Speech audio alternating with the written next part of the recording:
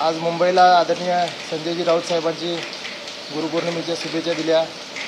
त्याच पद्धतीने आता मातोश्रीवरती जाऊन उद्धव साहेबांची भेट घेणार आहे। याच्यानंतर कोल्हापूरला जाऊन माझे कुस्तीतले गुरु आमचे राष्ट्रकुल सुवर्ण पदक विजेते राम सारंग सर आणि हिंद केसरी गणपतराव आंदळकर यांच्या राम सारंग सरांची गाठ भेटून शुभेच्छा देणार आणि हिंद केसरी गणपतराव आंदळकर सरांच्या प्रतिमेस जाऊन अभिवादन करून आज गुरुपौर्णिमा साजरी करणार आहोत। एकीकडे मैदानातले नाव शिकवणारे गुरु आणि आता राजकारणातले नाव शिकवणारे गुरु कसं पाहताय?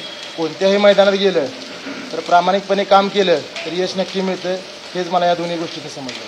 आता जी निवडणूक झाली त्यात जरी अपयश झालेलं असलं तरी आता गुरुने काही कारणोत्तर दिलं का विधानसभेसाठी किंवा लढत राहणं?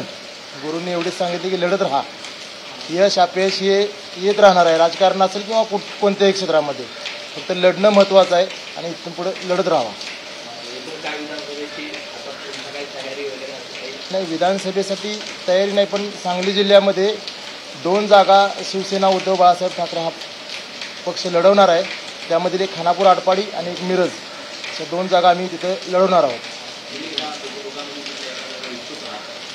नाही, पक्ष जो आदेश देईल त्या आदेशाप्रमाणे काम करणार।